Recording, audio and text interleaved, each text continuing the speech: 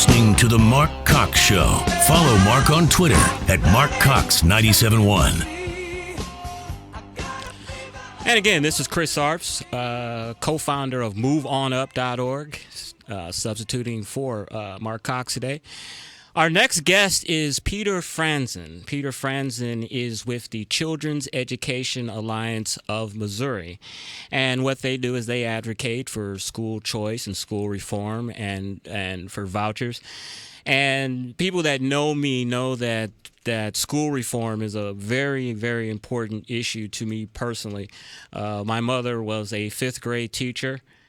She stressed the importance of education. And, you know, I always tell people, I remember when I was younger, when I wanted to go out and play and do the things that young boys do, my mother would have me inside on a summer afternoon reading. And I hated it at that time, but, you know, it's paid off so many dividends, because once you have that joy of learning and just reading, it follows you throughout your life. You know, my daughter was a journalism major at Mizzou. She graduated last year, and now she's working in New York for Us Magazine. But my mother did the same thing with her. She stressed reading, she stressed education to her, and my mother was very proud one day when my daughter was in college. And she mentioned that one of her inspirations that made her want to go to journalism school was my mother being a teacher and always working with her when she was younger. So that's a long introduction, but we want to get to Peter Franzen. Pete, how are you? Hey, I'm well, Chris. Thanks for having me on this afternoon. I'm good. Hey, tell us a little bit about Children's Education Alliance of Missouri and what your title is and what you guys are working on. Sure, Chris. I'm the Associate Executive Director. We often refer to it as CEAM, C-E-A-M, our initials, so you'll hear me say that. I don't want to confuse anyone. The Children's Education Alliance of Missouri. So our organization, you can think of it as action and awareness, and that's really what we focus on is developing parent advocates. There's a lot of parents out there who are interested and have a lot of energy working toward the things that you talked about, you know, which is central to our mission when we talk about access and clarity and results. And what I mean by that is, you know, access to a quality school, clarity of information, because we think parents should be able to obtain information that's, you know, easy to understand, that doesn't require a master's in education to decipher, and results, simply that, you know, we want every classroom, every student in Missouri to be in a classroom where there are results happening and student learning is going on. What's the biggest fallacy or opposition that you all face from people regarding school choice and school reform? Is there one thing, or is there many things that you face opposition-wise? I mean, Chris, there are so many things, and when you're talking about this, you know, you talked about this with your mom as an educator, and I attended public school, and I think that the conversation can get really ugly really fast. And I really try to stress with folks a couple of things. You know, one is our organization is pro-great schools and pro-great educators, and definitely, you know, pro-parent. And we apply that to schools of all kinds. And so, you know, we do support parents being able to access quality public schools, quality charter public schools, quality private schools. And the conversation can get really ugly really fast, and it doesn't need to be that. You know, in my experience, education reform really has been a real bipartisan issue. I think people have some misconceptions about education reform, and you know, I try to keep it positive, and I try to remind people, Chris, you know, and this is really the part that kills me, is that you know, we have school choice in Missouri right now, and many people take advantage of it. And you know what I'm talking about, Chris, Sure. is choice by mortgage, where people can afford to live in the district where they want to send their kids, or, you know, have the capacity to pay tuition. And we're simply saying, ideally, all parents would have access to choice. Exactly. And that's why it kind of upset me a little during Betsy DeVos's hearing. They kept saying, well, she doesn't have any teaching experience, one, and second, all of her kids went to private school. They didn't go to public schools, and I was reminding people that that's the whole issue, is choice. Yes, Mrs. DeVos may not have put her kids in the public schools, but because she had means and she had choices to put her kids in other schools. And that's just what we're asking, us reform advocates, that's just what we're asking for all parents, to have choice. That's right.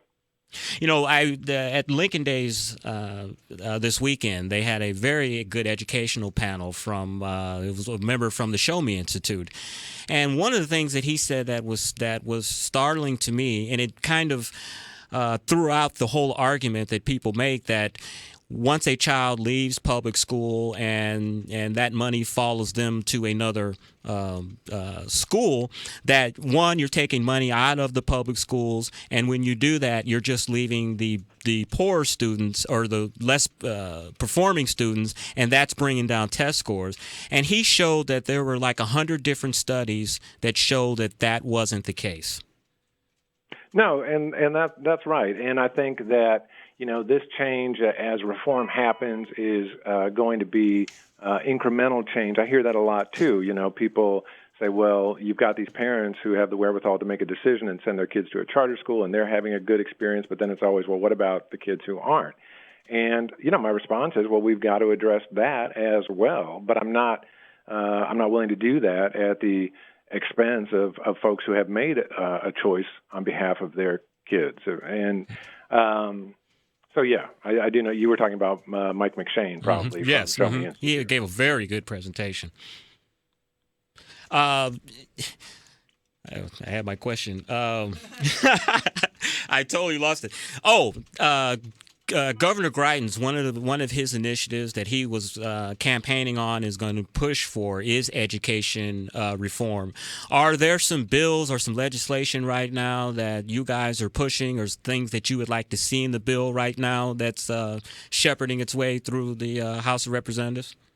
Well, there's a couple of things happening. You know, Chris, I preface that by saying that as 501c3, you know, we are not a lobbying organization, but what we really do is try to keep parents informed and prepare them to be advocates. And so a lot of parents who have been trained by us and who have gone through advocacy training frequently do end up at the Capitol testifying for bills.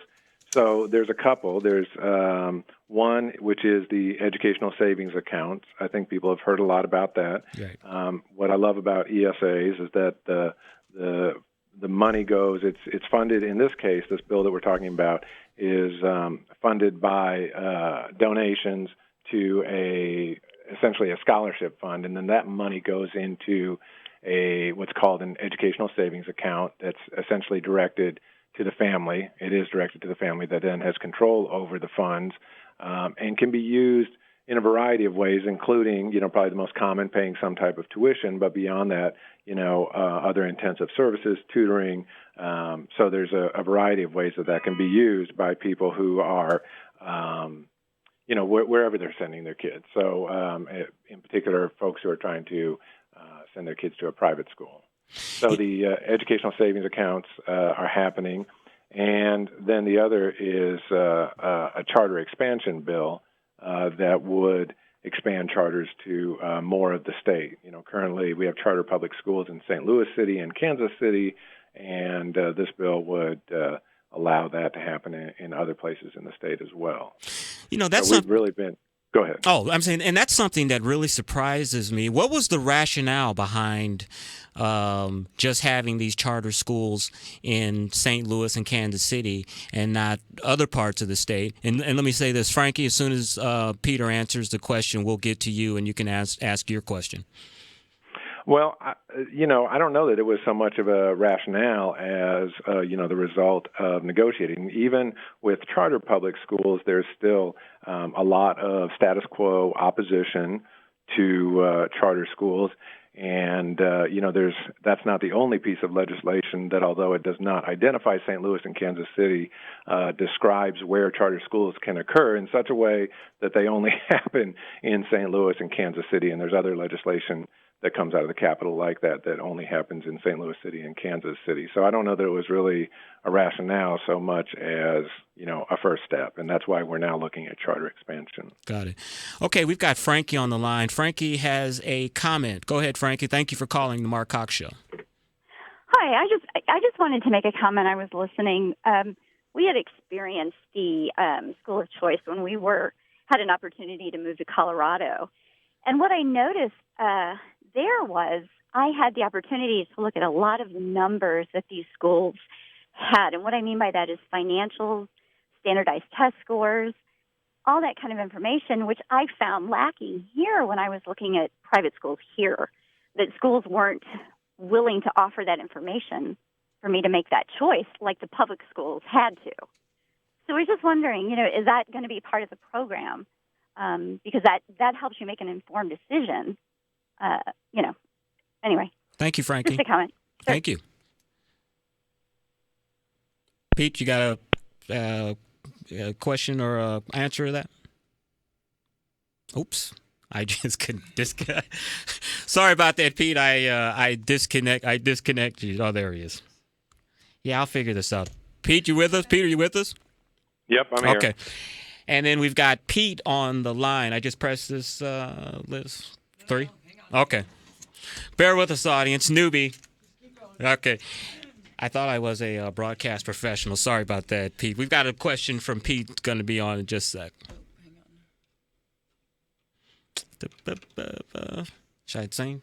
Dance? Yes. Sing, dance, sing, dance. Mark has this problem too, right?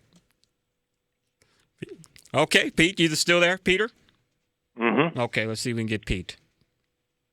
Should I just press it, Liz? Okay. Well, Peter, we're going to try to get Pete on. We're having a little difficulty with the phone lines. I'm a newbie, but give me a website, or someone wants some more information on SEAM or Children's Education Alliance of Missouri. How can they reach you guys, and how can they get involved? Great. I'm glad that you asked. We really, that is the heart of what we do. Sure. is parents and citizen engagement and involvement in this. So. People can find out more about us at a website, which is seamteam.org. So it's our initials, okay. CEAM, team, seamteam.org. And they can also call us here at the office at 314-454-6544. Peter, I appreciate your time. Sorry I didn't figure out how the phone lines work, but some good information, and especially coupled with the good information I heard this weekend. I think with Senator DeVos, or Secretary DeVos, with our new governor, I think that school choice, school reform is going to make some great strides in the next 4 years, and I know that SEAM will be a part of that. And thank you for your time. You bet. Thanks, Chris. Thank you. That was Peter Franzen from Children's Education Alliance of Missouri. Glad you guys called in. Our numbers are 314-969-9797.